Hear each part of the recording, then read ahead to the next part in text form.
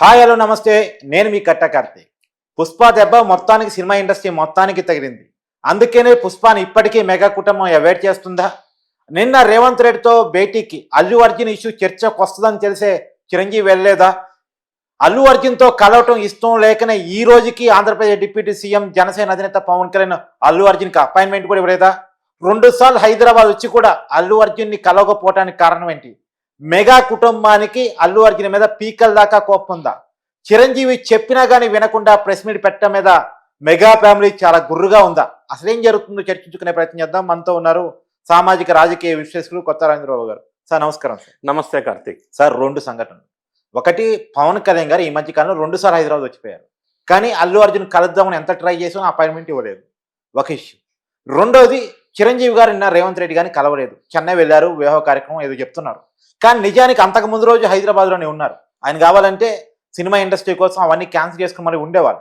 కానీ అల్లు అర్జున్ ఇష్యూ చర్చకు వస్తున్న కారణం చేతనే ఆయన నిన్నటి మీటింగ్ని అవాయిడ్ చేస్తారు. వాస్తవానికి రేవంత్ రెడ్డి గారితో మంచి సంబంధాలు ఉన్నాయి. ఆయనకి మొన్న అవార్డు వచ్చినప్పుడు సన్మానం కూడా రేవంత్ రెడ్డి గారు చేశారు. అయినప్పటికీ కూడా అల్లు అర్జున్ ఇష్యూ చర్చకు రావటం తనకు నచ్చక ఆ ఇష్యూ గురించి మాట్లాడే ఇష్టం లేకనే ఆయన అవాయిడ్ చేశారని కూడా చర్చ నడుస్తుంది. ఏమంటారు? తెలుగు రాష్ట్రాల్లో మరి ముఖ్యంగా తెలంగాణలో పుష్ప 2 సినిమా రిలీజ్ అయిన తర్వాత అది సినిమా అనుకుంటే ఇది ఇక్కడ జరుగుతున్న హైదరాబాద్లో జరుగుతున్న సినిమా పుష్ప 3గా మనం చూడవచ్చు. ఏది ఆ రోజు అల్లు అర్జున్ గారు అరెస్ట్ దగ్గర నుంచి అప్పటి నుంచి పరిణామాలు మనం గమనించినట్టయితే రోజుకొక టర్నింగ్ తీసుకుంటా వెళ్తా ఉంది ఇష్యూ. సో అందులో భాగంగానే సినిమాకి సంబంధించిన పెద్దలు అని అనొచ్చో లేదో కానీ సినిమాకి సంబంధించిన కొంతమంది వ్యక్తులు రేవంత్ రెడ్డి గారిని కలవటం జరిగింది. Film development corporation chairman Dil Raju గారి నేతృత్వంలో. సో అది ఏం జరిగింది, దాని outcome of the CM meeting cine ఇండస్ట్రీతో ఏందనేది అందరికీ బయటకు వచ్చింది. అది ఆల్ ఈజ్ వెల్లా ఆల్ ఇన్ వెల్లా అనేది అర్థం కాని పరిస్థితి. సో ఈ పరిస్థితి మనం ఒక్కసారి మీరు అడిగిన దానికి విశ్లేషణ చేసుకుంటే కదా, నిన్న సోషల్ మీడియాలో పెద్ద ఎత్తున చర్చ దూల తీరింది ఎలా కానీ అదే ఇప్పుడు ఆ మాటలు నేను వాడలేక అదే సోషల్ మీడియా వార్తలు చెప్తున్నాను మీకు. అందుకే నేను ఆల్ ఈజ్ వెల్ అని కొంతమంది అంటున్నారు, ఆల్ ఇన్ వెల్ అని కొంతమంది అంటున్నారు. ఏదేమైనా నేనేమంటానంటే దిల్ రాజు గారు హుటాహుటీన అమెరికా నుంచి వచ్చిన తర్వాత రేవంత్ రెడ్డి గారితో కలవటం జరిగింది. సో వాళ్ళిద్దరి మధ్య చర్చలు ఏమి జరిగి ఉంటాయి అనేది మనం ఒక్కసారి కరెక్ట్గా ఇదే జరిగిందని చెప్పకూడదు కూడా, మనం లేం కాబట్టి. కాకపోతే విశ్లేషణ మాత్రమే చేయగలం. అవును. కాకపోతే అక్కడ వీళ్ళిద్దరి మధ్య ఏం జరిగి ఉండొచ్చు అని ఎందుకు అంటున్నానంటే తర్వాత జరిగిన పరిణామాల్లో మనం ఒకసారి విశ్లేషణ చేసుకుంటే వాళ్ళిద్దరి మధ్య ఏంది, ఇప్పుడు గ్యాప్ వచ్చిన మాట వాస్తవం. గ్యాప్ వచ్చినందువల్ల రేవంత్ రెడ్డి గారిని కలిస్తే గ్యాప్ క్లోజ్ అవుతుందా, క్లోజ్ అయిందా పోనీ, అది తర్వాత విశ్లేషణ. సో వీళ్ళిద్దరి మధ్య చర్చకు వచ్చినప్పుడు ఎవరైతే అందుబాటులో ఉంటారో ఆ సినిమా ఆర్టిస్టులు, నిర్మాత లేకపోతే దర్శకుడు లేదా హీరోలను తీసుకురమ్మని అన్నట్టున్నారు. ఇంకొక చర్చ ఏం జరుగుతుంది, ఇందులో భాగంగా చిరంజీవి గారిని వద్దులే ఆయన ఎందుకు ఇన్వాల్వ్ చేయటం అని రేవంత్ రెడ్డి గారు సలహా ఇచ్చినట్టుగా ఒక వార్త బయటకు వస్తూ ఉంది. మూడవది, వీళ్ళ ఫిలిం ఇండస్ట్రీతో మీటింగ్కి ముందే రేవంత్ రెడ్డి గారు దిల్ రాజు గారి చర్చల్లో ఏం జరిగిందంటే మీటింగ్లో రేపు ఏం జరగబోతుంది అనేది వీళ్ళిద్దరికి మాత్రం తెలుసు. ఓకే, అది క్లియర్. దిల్ రాజుకి ముందే చెప్పుంటాడు. కరెక్ట్. ఆబ్వియస్లీ ఏం జరగబోతుంది ఇద్దరికి తెలుసు. సో అందుకే బయటకు వచ్చిన తర్వాత దిల్ రాజు గారు ప్రెస్ మీట్ చూసినట్టయితే మనకి అంత క్లియర్గా అర్థం అవుద్ది మ్యాటర్. మూడవది, చిరంజీవి గారు ఎందుకు వెళ్ళలేదు అంటే probable reasons for not attending this meeting ఏమై ఉండొచ్చు అంటే ఊహాగానాలు. చిరంజీవి గారు పెద్ద మనిషి తరహా పాత్ర సినీ ఫీల్డ్లో ఏ సమస్య వచ్చినా పరిష్కరిస్తూ వచ్చారు. గతంలో దాసన్ నారాయణరావు గారు ఆ లీడ్ రోల్ పోషించేవాడు. అవును. ఆయన చనిపోయిన తర్వాత సినీ రంగానికి చిరంజీవి గారు లేకపోతే బాలకృష్ణ గారు వీళ్ళిద్దరే మెయిన్ ఉన్నారు కాబట్టి వీళ్ళిద్దరూ నిన్న మీటింగ్ లో లేరు. అదే పాయింట్ ఇక్కడ. సో లేరు అన్నదానికి విశ్లేషణ అనాలిసిస్, ఊహాగానాలు మనం ఎందుకు అని ప్రాబబుల్ రీజన్స్ గమనించినట్టయితే చిరంజీవి గారు గతంలో ఎప్పుడు ముందుండే వ్యక్తి ఈ పర్టికులర్ ఇష్యూలో ఎందుకు లేరంటే గతంలో జగన్ రెడ్డి గారు ఆంధ్ర రాష్ట్రాన్ని ముఖ్యమంత్రిగా ఉన్న సందర్భంలో సినిమా రంగానికి సంబంధించిన ప్రముఖ వ్యక్తులంతా చిరంజీవి గారు లాంటి వాళ్ళు వెళ్ళి ఆయన కలవటానికి వెళ్ళినప్పుడు ఆ జగన్ రెడ్డి గారు అహంభావంతో, అహంకారంతో, పదవి ఉంది కదా అని వీళ్ళని కొంత అవమానపరిచినట్టుగా చేసిన మాట మీడియా మొత్తం వచ్చింది. దాంతో కొంత బాధపడే అంశం. రెండోది, చిరంజీవి గారు ఈ ప్రెస్ మీట్ పెట్టొద్దని అల్లు అర్జున్కి చెప్పినట్టుగా ఆయన వినకుండా ప్రెస్ మీట్ పెట్టడం. ప్రెస్ మీట్ పెట్టిన తర్వాత లాస్ ఎంతవరకు అంటే అల్లు అర్జున్కున్న క్రెడిబిలిటీ మొత్తం పోయింది. దాన్ని మనం పైసలతో మెజర్ చేయలేము. అవును. అంతటితో ఆగలేదు. అల్లు అర్జున్, అల్లు అరవింద్ క్రెడిబిలిటీ పోవటం కాదు ఇక్కడ. మెగా ఫ్యామిలీ క్రెడిబిలిటీ పోవటం ఒకటే కాదు, ఇది మొత్తం చుట్టుకొని సినిమా ఇండస్ట్రీ మెడకు చుట్టుకుంది. అవును.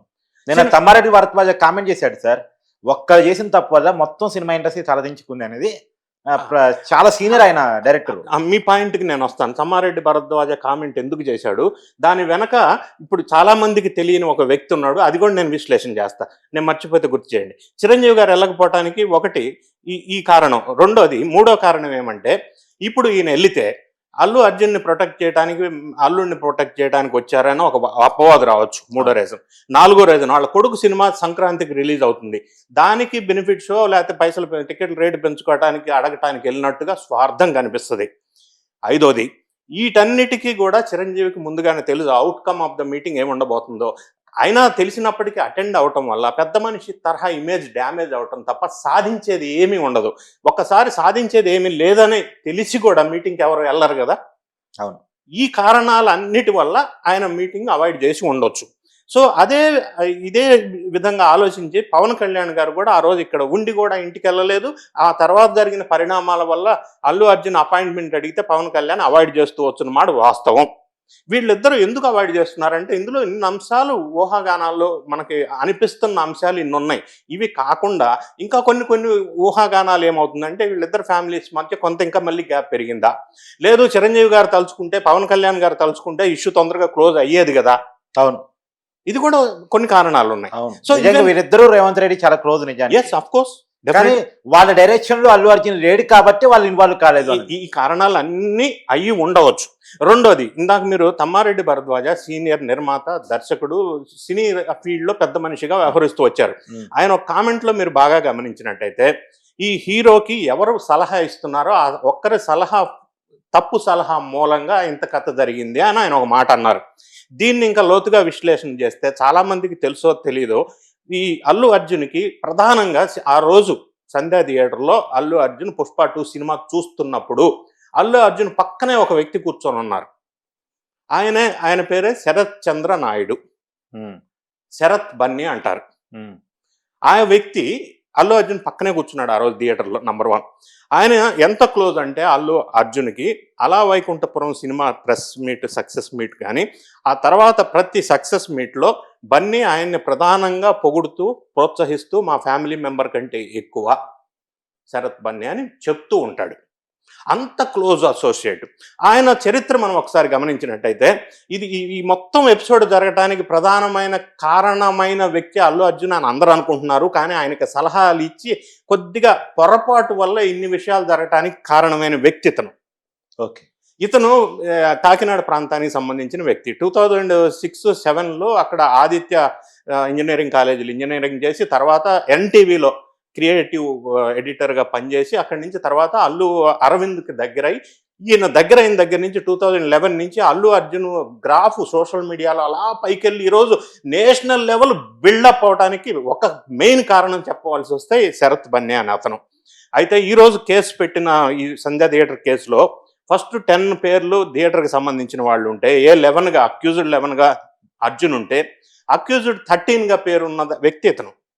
సో ఇప్పుడు బన్నీకి ఉన్న ఛాలెంజ్ ఏంటంటే, అంత క్లోజ్ ఉన్న వ్యక్తికి వీళ్ళు ఫస్ట్ సిఐ రాజు వెళ్ళినప్పుడు థియేటర్కి వెళ్ళి ఈయనకే చెప్పారు, ఆయన బయటికి తీసుకురండి, ఎందుకంటే ఈయన మాట్లాడినివ్వాల, డైరెక్ట్గా కనెక్ట్ అవ్వనివ్వాల. సో ఈయన అవసరం లేదని బన్నీకి మిస్గైడ్ చేశారు. రెండోసారి ఏసీపీ వెళ్ళి చెప్పినప్పుడు కూడా ఈయన బన్నీని అవసరం లేదు థియేటర్లో సినిమా నాకు చూడమని మిస్గైడ్ చేశాడు. మూడోది డీసీపీ వచ్చి ఆ ఫోర్స్ఫుల్గా బయటికి తీసుకెళ్లాడు. సో వీటన్నిటికీ దగ్గర క్లోజ్ ఉండి కొంత మిస్గైడ్ చేసి ఆ క్షణంలో ఆ పరిస్థితుల్లో పక్కదావి పట్టడం వల్ల పరిస్థితులు అదుపు తప్పి ఆ బన్నీ చేతిలో లేకుండా, అల్లు అర్జున్ చేతిలో లేకుండా సిచ్యువేషన్ ఇండస్ట్రీ మెడకు మొత్తానికి చుట్టుకుంది. వీటన్నిటికీ చుట్టుకోవడం వల్ల అల్తొచ్చి ఇటొచ్చేదో సామెత చెప్పినట్టుగా దిల్ రాజు గారికి చుట్టుకుంది. ఎందుకంటే సంక్రాంతికి వస్తున్న పెద్ద మూవీలు, డాకు మహారాజు కావచ్చు, సంక్రాంతికి వస్తున్నాం కావచ్చు, గేమ్ చేంజర్ కావచ్చు, ఇవన్నీ దిల్ రాజు గారు ఇన్వెస్ట్మెంట్ చేశారు. అన్ని కలిపి ఆయన చుట్టుకుంది. అయితే ఇప్పుడు ఇంకొక అంశం వస్తుంది. దిల్ రాజు గారు ఈ సమస్య పరిష్కారం అయ్యటానికి రేవంత్ రెడ్డి గారి దగ్గరికి వెళ్ళారా, లేకపోతే అది సాధారణ కలవటానికి ఇండస్ట్రీ వెళ్ళారా? కలవటానికి వెళ్తే ఇది టైమింగ్ కరెక్ట్ కాదు కదా, రాంగ్ టైంలో వెళ్ళిన మాట వాస్తవం కదా. ఇండస్ట్రీ కలవాలంటే 1 year తర్వాత రేవంత్ రెడ్డి గారు వచ్చారా, గుర్తొచ్చారా? లేదు. ఈ పాయింట్ మీద కలవటానికి వెళ్తే ఈ పాయింట్ డిస్కషన్ రాలే. ఈ పరిస్థితుల్లో మొత్తానికి ఇంత పెద్ద సమస్యగా అవతారం ఎత్తడానికి కారణం ఇన్ని పరిణామాలు ఉన్నాయి. అల్లు అర్జున్ పక్కన ఉన్న ఆ క్యాండిడేట్ వల్ల కొద్ది తప్పుదావి కావాలని చేయకపోవచ్చు, ఇన్ని పరిణామాలు వచ్చాయి. మెగా ఫ్యామిలీకి అల్లు కుటుంబానికి గ్యాప్ రావడం కూడా ఆయనే కారణం కావచ్చుగా.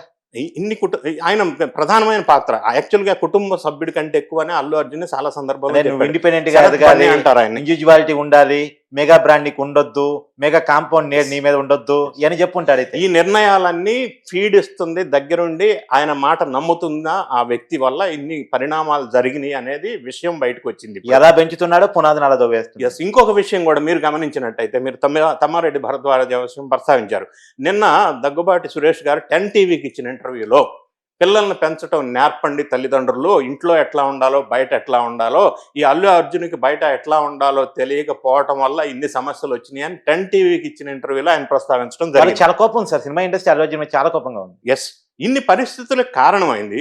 ఆ రోజు బన్నీ అల్లు అర్జున్ ఇంటికి వెళ్ళి అందరూ బల ప్రదర్శన చేశారు. ఆ బల ప్రదర్శన చేసిన వాళ్ళందరినీ రేవంత్ రెడ్డి ఆయన దగ్గరికి పిలిపించుకున్నాడా? నంబర్ 1 పిలిపించుకొని ఏం చేశాడు? ఆయన చెప్పాలనుకున్నది చెప్పాడు. నేనేం లేదు, ఓన్లీ చెప్పి పంపించాడు. చెప్పడం కూడా కాదు, నా భాషలో ఏమంటానంటే అందరిని పిలిచి కౌన్సిలింగ్ ఇచ్చి పంపించాడు. మా భాషలో ప్రొఫెషనల్ గా మేమేమంటామంటే అందరిని పిలిచి దారి తప్పేటప్పుడు ఒకసారి కౌన్సిలింగ్ ఇచ్చి పంపిస్తాం. సో ఆయన పిలిచి అందరిని కూర్చోబెట్టి వీడియో వేసి కౌన్సిలింగ్ ఇచ్చాడు, ఇట్లా చేయకూడదు మీకు. నిజమే నాకు పోనీ గుర్తొస్తుంది. బయట డ్రంక్ అండ్ డ్రైవ్ లో దొరికితే తర్వాత రోజు అమ్మని చెప్పేసి ఒక వీడియో చూపించేసి పేరెంట్స్ తో కలిపి చూపిస్తే గుర్తొచ్చిందా? దీన్ని ఏమంటానంటే నేను కౌన్సిలింగ్ ఇచ్చాడు. ఇంకోటి ఏంటంటే రేవంత్ రెడ్డి గారు లక్ష్యాలు, అవి ఆయనకున్న లక్ష్యాలని సినీ ఇండస్ట్రీకి ఒక టార్గెట్ గా ఇచ్చి, ఈ టార్గెట్ ముందు మీరు అచీవ్ చేయండి అన్నాడు. అసలు ఇష్యూ గురించి ఏంది, ఇష్యూ ఎక్కడికి వెళ్ళింది, వీళ్ళు వెళ్ళిన పర్పస్ సర్వ్ అయిందా లేదా అనే విషయం ఇది చూస్తున్న వీడియో చూస్తున్న ప్రేక్షకులు నిర్ణయం తీసుకోవాల్సి ఉంటుంది. Thank you sir, thank you.